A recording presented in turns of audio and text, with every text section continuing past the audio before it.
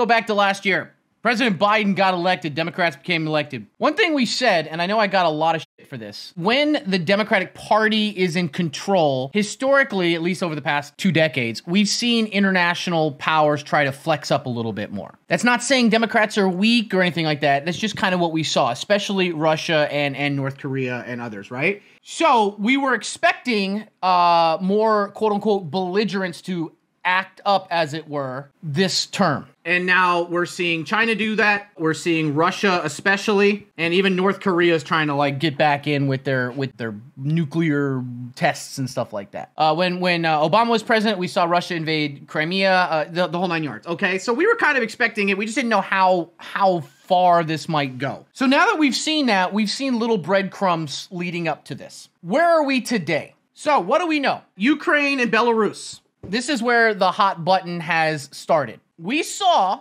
a bunch of rebels start hitting up the border, and Ukraine started getting their security forces there. There were some back and forth. There was some accusations of people busing people in, yada, yada.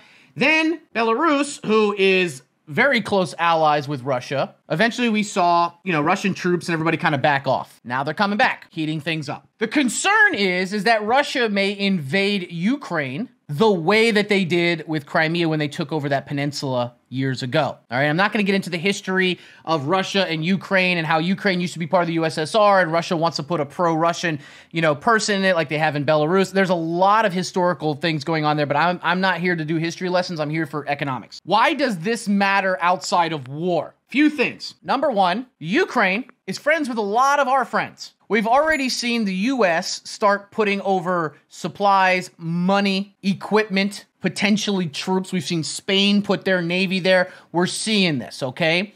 Now, a lot of people are going to say, well, this is going to be World War III, because now you've got Russia, Syria, North Korea, China. They're all in one big faction against U.S. and Europe. That's what everybody's trying to put out there right now. Not necessarily. I think if anything, this comes more in like the Cold War territory, because no one's going to nuke each other, guys. No one's going to nuke each other. It's self-preservation, right? You don't nuke somebody knowing you're going to get nuked and then everybody dies. There's no point to that. So whoever, you're going to see all these YouTube videos of is nuclear war imminent. No, there's no fucking nuclear war coming, okay? Economically, this could not come at a worse time, and I think that's why Russia's doing it. I think Russia understands that right now, everyone is just kind of beat up, especially the EU. I'm not really good at drawing, guys, so forgive me, okay? In the EU, a lot of things are going on right now. Listen, for a fucking American, this is not bad, okay? Most Americans don't even know what the fuck I just drew, all right? Chill out. Now that we've got this out of the way, let's talk what's going on. So we already know that they who shall not be named, don't forget, I didn't forget you Faroe Islands and Iceland. Okay, I didn't forget you. Forget the fact that COVID has ravaged. Forget the fact that there are protests everywhere. Brussels, France.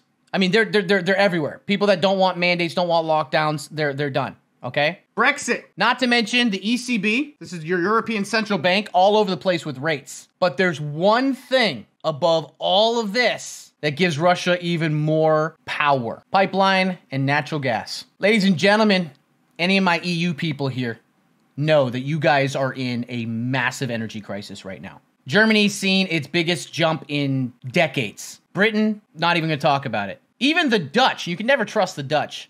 The Dutch, even though they're having a crunch right now, they still shut down half of their coal power plants because they want to keep to their green energy thing. So gas prices are skyrocketing and winter is coming. So just so you're aware, Russia has a pipeline that goes through Ukraine that them in Germany last year were in negotiations about providing natural gas and oil to Europe. They're already in a crisis, for so many other factors, but the energy crisis is a cherry on top. Now, there are people within my own circle who think I'm crazy when I say this, but there are probably going to be some EU countries that are a little more hesitant to jump into conflict when the tit that's giving them milk is on the other side. Sure, that doesn't mean that they're just going to stay neutral if we go to war, which we're probably not, but they're probably a little less likely to vote for a, strong, military presence rather than maybe economic sanctions, because unfortunately, this is what matters right now. Now, with that being said, there's still tensions going on and they're not going to back off completely.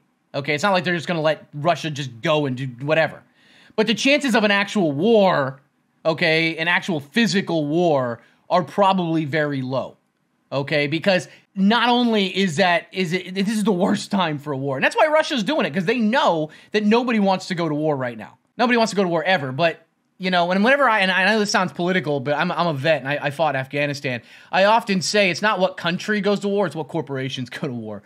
But regardless, these tensions are heating up. Now, this past weekend, we did have the U.S. and the Russian ambassador have a meeting, and they abruptly ended at the 90-minute mark and just left. Who stands to benefit from this? I mean, I don't really want to say the word benefit, but if the market stops falling out of the sky, I would say the two things, and I tweeted this out this weekend, the two things I would pay attention would be EQNR. This is your European natural gas and oil, and DFEN. This is your defense stocks. It's leveraged ETF, though. Obviously, you would need market support for this. Now, I'm not telling you to make money off of war. I'm just telling you where we could see this. Also, we have Lockheed Martin and Raytheon earnings tomorrow. Keep an eye on defense stocks this week. Now, like I said, this week is going to be rough because we've got a lot of big earnings and we don't know where they're going to go. But this is something we're going to keep an eye on. This is not to mention what we've already looked at with China and Afghanistan and precious metals. It's not going to look at, it's not even where we're at right now.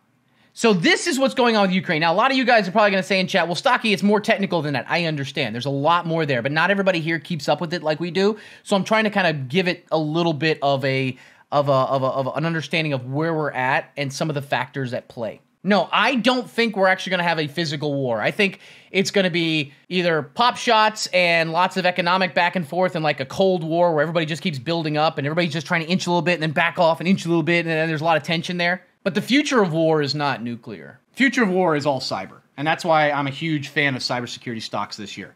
I know the market's tanking right now and you're like, well, Stocky, you said that about cybersecurity stocks and they're down now. Everything's down now.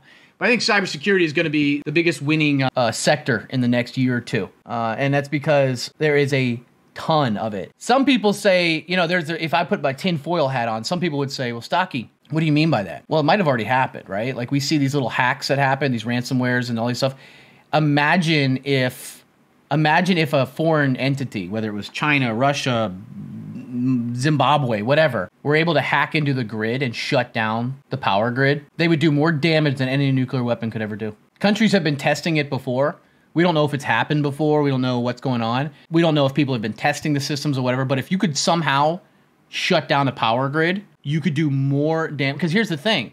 If you were to nuke New York City, Chicago, and Miami, it would be devastating. People would freak out, everything like that. But people would still have power. People would still have food for, there would still be things happening, right? Like it would be chaos and everybody would freak out, but people would still be able to, function at least for a while until everything kind of got together. But if you shut down the power grid, there's no planes, no gas stations, no trucks, no ATMs, no air conditioning, no cell service. There's nothing. Now I'm starting to move away from the conversation I was having into like I'm about to turn into fucking Alex Jones here.